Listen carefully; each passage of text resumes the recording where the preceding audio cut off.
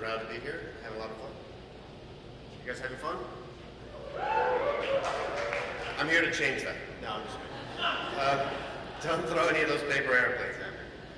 So I founded a company called Pensa. We're in Brooklyn. We're a design development firm. We do a lot of different things, anything from stuff for Panasonic, Pepsi, Playtex, a lot of big companies. If you have a P in your name, we'll work with you. Like we work with Pfizer. They had to add the P to work for us. So we live solidly in the intellectual property world, which is why I'm here. I wanted to give you my point of view. If we like fart, our clients are there to patent that just in case there was a good idea there somewhere.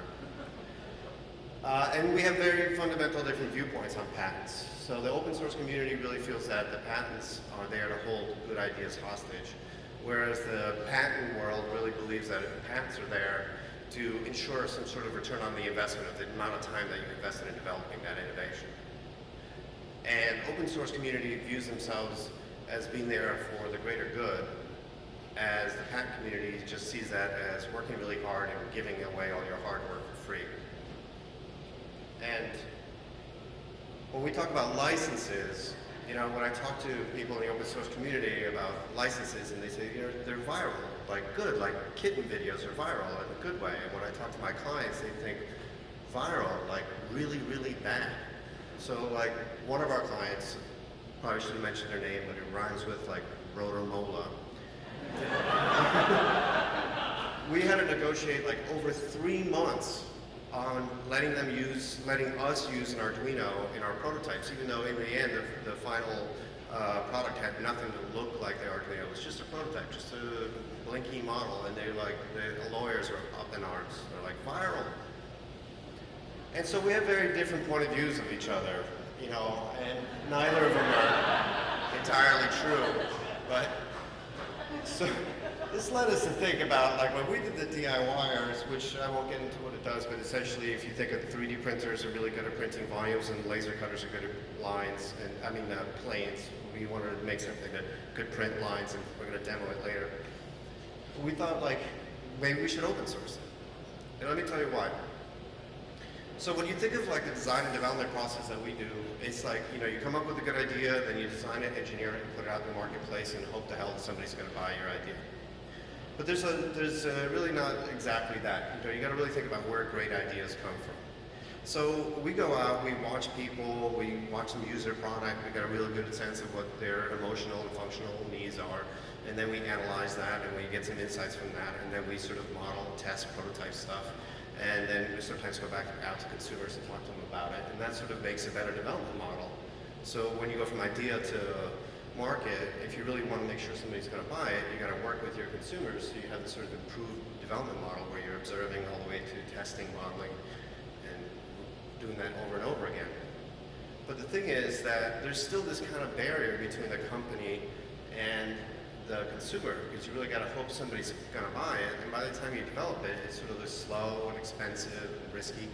So we see a lot of like new development models where they're trying to really drive the consumer in there, so the consumer is like designing the product themselves. So like there's a ton of great examples of that. There's like quirky and crowdsourcing, you know, participatory design. There's a lot of it where you're basically getting the people to design their own things, and then you're going to sell it to them. Or, you know, you could design a blank canvas, like, you know, Converse sneakers have them, and or a lot of phones where you can personalize it or use it for mass customization. Or there's a lot of people who use Kickstarter not only for the crowdfunding, but just to test it to see if people really want it before you invest in it. Or if people find stuff that they don't like out there, they're just going to make their own, and they're going to use Shapeways, Pinocchio, or just remix an existing product to be something else. So we see all these different models out there that are very different from the traditional model, where a company makes something, has an idea, creates a product, ships it out to the consumer, where now like the consumers and the companies are working together on creating a product that the consumer really wants, right? So you get this sort of instant feedback loop, it's community driven, it's built together, and it leads to less risk and more success. So when we were thinking about it, we did the DIYer, we're like, wait a minute, couldn't we use open sourcing as a way to get this feedback loop and get a lot of great information and a lot of people giving us good and positive feedback and a lot of negative feedback and features that they want. Plus, you get all these other nice benefits. You get free customer services because you got community out there giving you, helping each other. You get a lot of free advertising from the blogs. You get early adoption for people who don't really know how to use your technology because the community's out there to help each other. And the less lawyer fees. It's not free, it's actually kind of expensive to open source something if you really think about it, but it's less than if you were to patent something.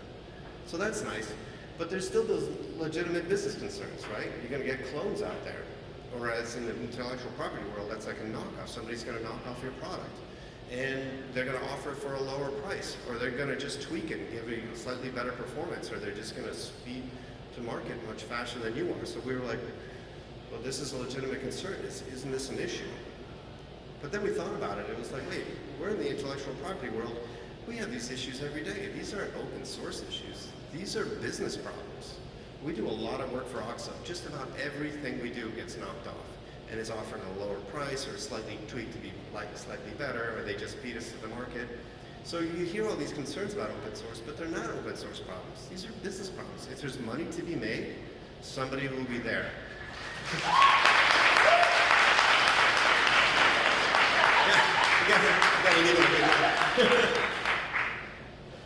So the other thing is patents are not the law. There are a lot of people think, well, patents are, I'm done, I'm patented, it's the law. But it's not, it's just a place in line saying that you were there first. And then in the end, you're gonna have to sue to defend yourself on that patent. So it's only as good or as strong as the financial backing.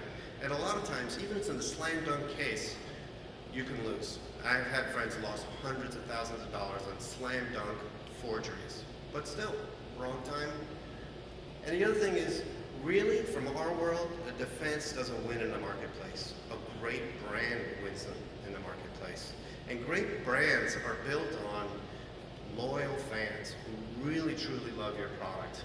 And the loyal fans that are diehard really believe that you share the same values as a company as the fan does. So people who buy Nike or Apple or any of these things are totally, really love those products, really believe that the people who work there are just like that.